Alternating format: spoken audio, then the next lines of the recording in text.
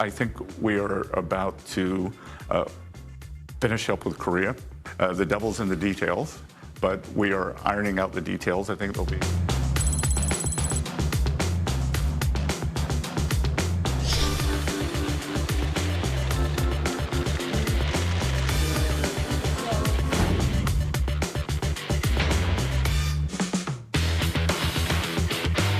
You have to understand, they've all signed. Japan, South Korea. I mean, South Korea, $350 billion up front.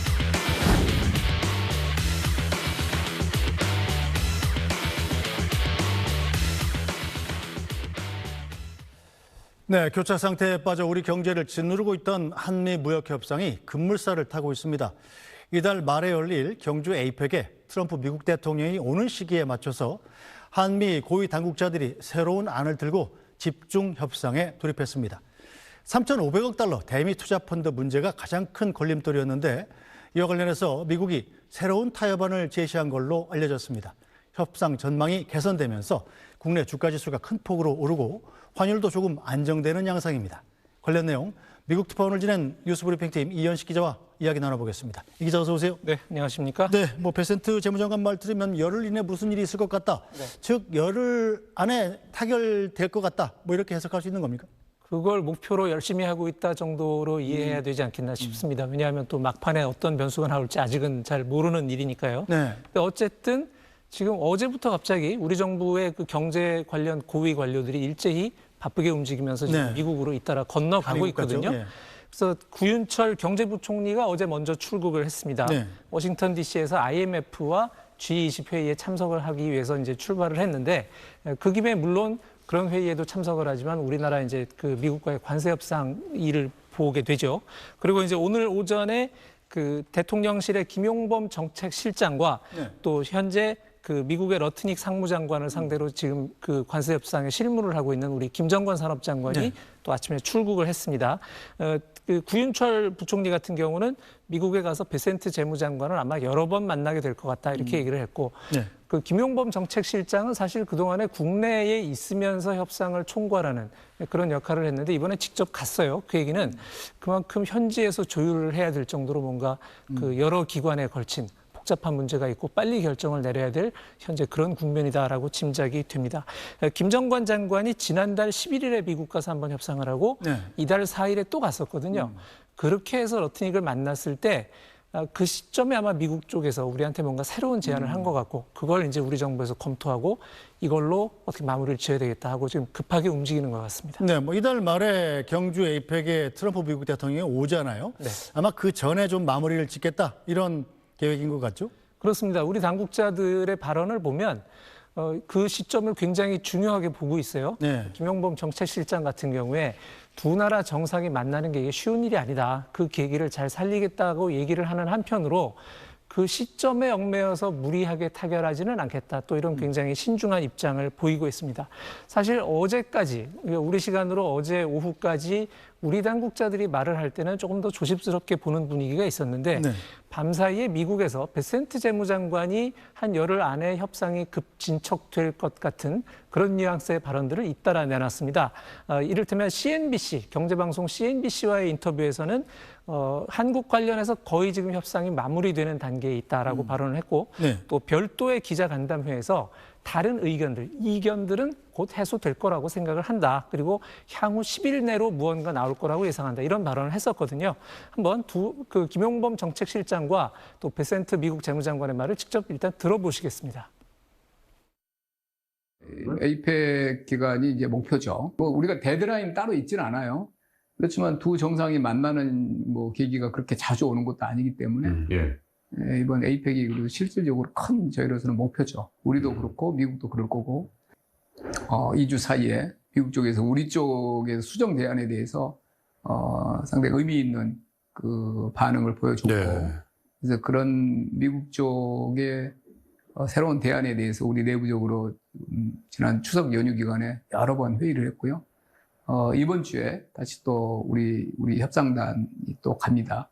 가서 실질적으로 대화를 할 것이고 우리. I think we are about to finish up with Korea. Oh, is that going well? 'Cause It's, there was some it- question about the investment. the devil's in the details, but we are ironing out the details. I think there'll be, again, good thing about IMF and World Bank Week brings a lot of people here, so we'll be talking about that. 네, 자 그동안 우리를 가장 크게 압박해왔던 게 바로 3,500억 달러의 직접 투자잖아요. 네. 자 트럼프 때 미국 대통령은 그걸 선불로 현금으로 내놔라 이렇게 주장을 했었고, 자 우리는 우리 외환 보유고의 85%다 그게. 그거를 현금으로 주면 우리 나라 망한다 이렇게 버텨오지 않았습니까? 그럴 거면 혹시 한국 돈을 미국 돈으로 무한정 바꿔주는 통화 수화비를 해달라 뭐 이렇게 요구했었는데 그게 이제 여기에 우리, 대해서 좀 논의가 진전이 있는 건가요? 바로 그 부분에서 좀 진척이 되는 것 같습니다. 우리가 이제 무제한 통화 수합을 요청을 했었고 미국이 상당 기간 그에 대해서 가타부타 반응이 없었고 사실상 이제 그 받아주지 않는 그런 그 교착 상태가 계속이 됐잖아요. 근데 그 부분에 대해서 변화가 있었다고 조현 외교부 장관이 얘기를 했고 오늘 출국하는 김정관 산업장관도 그 부분에 대해서 조심스럽게 희망을 피력을 했습니다. 한번 직접 들어보시겠습니다. 이걸 전부 직접 투자로 할 경우에는 당장 우리의 외환 문제도 발생하고 경제에 심각한 영향도 있을 수 있고 그래서 저희가 미국 측에 그 문제점들을 다 설명을 했고 미국 측에서 지금 새로운 대안을 들고 나왔습니다. 그래서 지금 검토하고 있는 단계입니다. 구체적인 내용은 작장이 진행 중인 상황이라 답변 드리기는 어렵다는 점 좀 양해를 해주시고요. 다만 외환 시장 관련된 여러 가지 부분에서 미국 측과 상당 부분 어떤 오해라면 오해, 격차 이해 간극이 많이 좁혀졌다는 정도를 말씀드릴 수 있을 것 같습니다.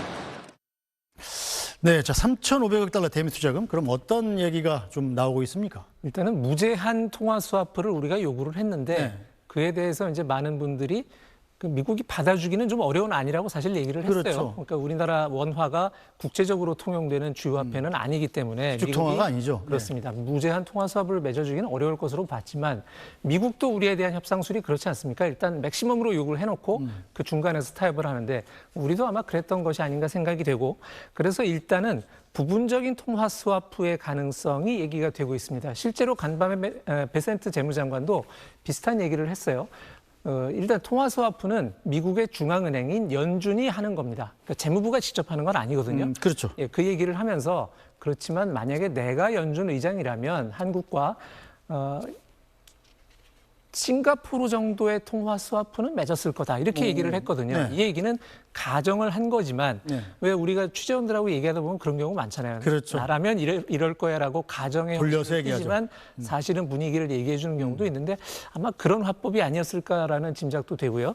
문제는 싱가포르와 현재 미국 간의 통화 스와프는 600억 달러 정도의 규모입니다. 네. 그러니까 우리한테 지금 미국이 요구하는 거는 3,500억 달러고 그렇죠. 우리는 무제한의 통화 수합을 요구를 했지만 싱가포르는 600억 달러니까 규모는 많이 작아요. 네. 근데 우리랑은 뭐 어떻게 얘기가 될지는 모르겠으나 무제한은 아니어도 우리가 미국에 투자할 돈을 마련할 수 있는 정도의 제한적인 통화 스와프는 가능하지 않을까라는 현재 전망이 나오고 있고요. 또 한 가지는 달러가 아니라 원화 계좌를 통해서 미국에 투자하는 방법을 금융기술적으로 이제 열어주는 문제 이런 것도 논의가 되고 있다고 합니다. 그러니까 요체는 우리가 외환 보유고를 불안하게 하지 않으면서 외화를 조달해서 미국에 투자할 수 있는 방안을 조금 더 현실적인 방법으로 이제 미국이 몇 가지 대안을 제시를 한 것 같고 그걸 가지고 이제 우리 정부와 또 복잡한 협상을 하는 것으로 보입니다. 네, 자 근데 미국은 앞서 일본과의 투자 협정처럼 투자 백지수표를 요구하잖아요. 그러니까 미국이 원하는데 그냥 원하는 금액을 마음껏 갖다 쓰겠다 이런 뜻이었는데 자 우리 입장에서는 지금 보면 통화 수업을 무제한 해준다 할지라도 3,500억 달러를 한꺼번에 준다는 건 굉장히 좀 부담스럽지 않습니까? 그렇죠. 이건 부담스러울 뿐 아니라 그걸 그 선불로 내라는 것도 그렇고 그다음에 말이 안 되는 얘기죠. 트럼프 대통령이 지정하는 사업에다가 해라. 그러니까 우리가 어디에 투자할지 말지를 따질 수 없다는 그런 구조도 분명히 문제가 있습니다. 그런데 문제가 뭐냐면 이게 지금 사실 동등한 입장에서 하는 협상이 아니잖아요. 체급이 다르고 그쪽이 요구하는 대로 상당히 관철될 수밖에 없는 어떤 구조적 한계가 있는 협상인데 문제는 미국 대통령이 지정하는 사업에 투자하고 즉시 투자금을 댄다라는 식의 이 협상문의 그 틀이 네. 트럼프 대통령의 어떤 시그니처 협상문이라고 볼 수가 있습니다. 그러니까 우리뿐 아니라 일본이나 또는 그전에 우크라이나 광물 협상이나 할 때도 보면 네. 트럼프 대통령은 항상 이런 식의 문구들을 집어넣어요. 그렇기 때문에 우리가 이걸 협상을 통해서 바꾸기는 상당히 어려운 구조라고 저는 생각이 되고 또 한 가지는 3,500억 달러라는 금액도 그렇습니다. 트럼프 대통령이 밤사이에도 또 한국이 3,500억 달러 선불로 낸다고 했다. 이 얘기를 또 해버렸거든요. 네. 그러니까 우리도 그렇지만 대통령이 공개적으로 이미 한 발언을 수정하거나 뒤집는 것은 쉽지 않죠. 상당히 어렵죠. 그래서 우리가 협상을 최대한 해봐야겠지만 이 부분을 건드리기는 조금 어려울 것 같으나 최소한 달러를 조달하는 문제라도 좀 숨통이 트이면 우리로서는 뭐 그 최초안보다는 상당히 좀 나아지는 것이다라고 생각할 수 있겠습니다. 네, 어쨌거나 뭐 순조롭게 타결이 된다면 우리 경제에는 호재일 텐데, 자, 한미 무역협상의 불확실성 해소, 일단 잘된 일인 것은 틀림이 없죠.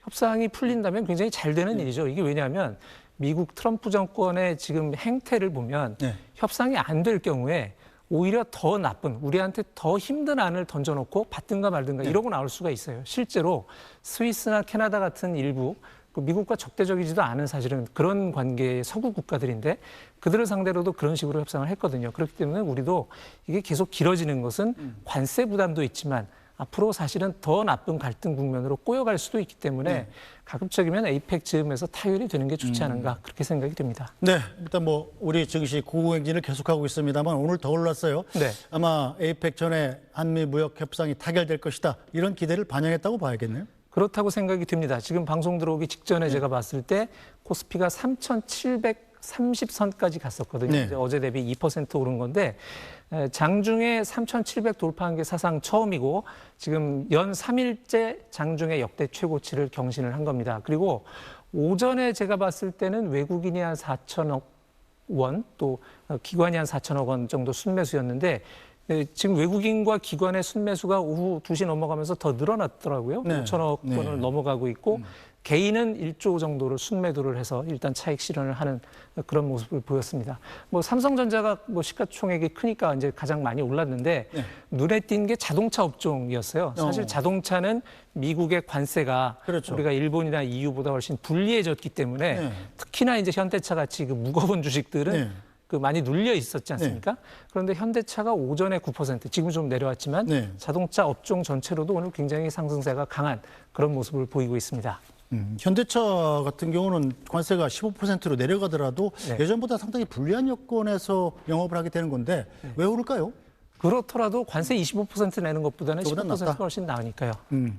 알겠습니다. 자, 최근에 이 달러 환율이 너무 비싸져가지고 이러다가 또 외환위기 오는 거 아니야, 이런 걱정하시는 분까지 있었는데 환율도 좀 안정되는 추세죠? 그렇습니다. 지금 매매 기준율, 그러니까 우리가 은행에서 현찰로 사는 환율이 아니라 실제 이제 외환 시장에서 기관 간 거래되는 그 매매 기준율로 볼 때 그게 이제 1,430원을 넘어가고 이래서 좀 불안했는데 오늘은 1,420원 아래로 내려왔습니다.